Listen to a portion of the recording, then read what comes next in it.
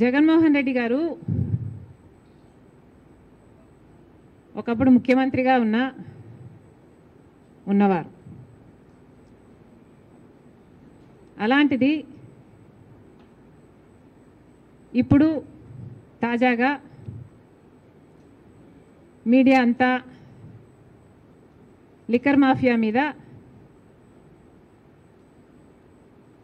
Daily thriller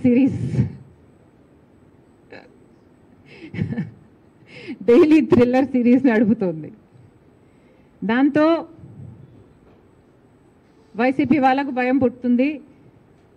సహజంగానే జగన్మోహన్ రెడ్డి గారు ఆ భయాలని అడ్రస్ చేయడానికి, వాళ్ళకి సెక్యూరిటీ కలిగించడానికి మాట్లాడుతున్నారని క్లియర్గా అర్థమవుతుంది. కానీ నా అభ్యంతరం ఏమిటంటే, జగన్మోహన్ రెడ్డి గారు ఇంతకుముందు ముఖ్యమంత్రిగా పనిచేసినవారు. అలాంటిది ముఖ్యమంత్రిగా హోదాలో ఉన్న వ్యక్తి పోలీసు డిపార్ట్మెంట్ పట్ల వాళ్ళ బట్టలు ఉడదీస్తాం, వాళ్ళని తరిమి కొడతాం, వాళ్ళు ఎక్కడున్నా పట్టుకొస్తాం, విదేశాలకు వెళ్ళినా వదిలిపెట్టాం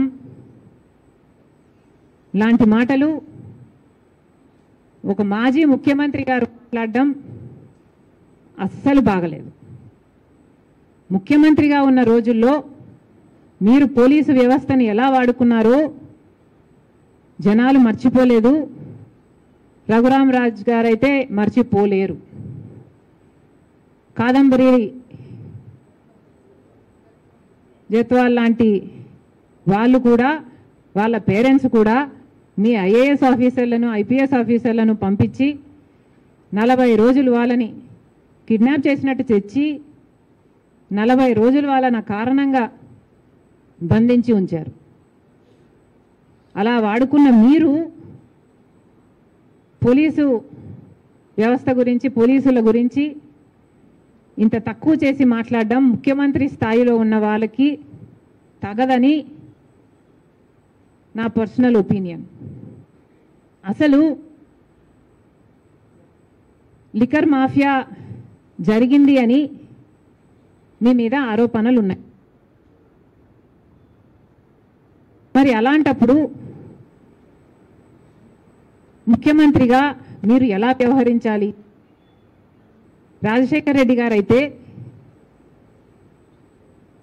ముఖ్యమంత్రిగా ఉన్నప్పుడు లేనప్పుడు కూడా ఎంతో హుందాగా ఆయన మీద ఏదైనా ఆరోపణలు వస్తే మీకు కావాల్సిన ఎంక్వైరీ వేసుకోండి.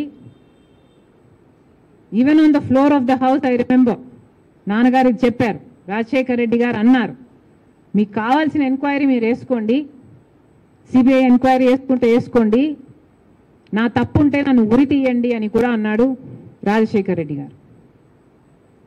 మరి జగన్మోహన్ రెడ్డి గారు కూడా మీ ఏ తప్పు లేకపోతే మీరు ఎందుకు మాట్లాడలేకపోతున్నారు? మీరు వెళ్ళండి, అసెంబ్లీకి వెళ్ళండి, on the floor of the house on record చెప్పండి, ఏ ఎంక్వైరీ కావాలంటే ఆ ఎంక్వైరీ వేసుకోండి. మీరు సిబిఐని పిలుస్తారా, లేకపోతే సిట్టింగ్ జడ్జితో చేపిస్తారా? మీరు ఏ ఎంక్వైరీ కావాలంటే ఆ ఎంక్వైరీ వేసుకోండి, నా తప్పు లేకపోతే నన్ను ఉరి తీయండి అని మీరు అనలేకపోతున్నారు అంటేనే మీరు దోషి అని ప్రజలకు అర్థమవుతుంది. మీరు ఎందుకు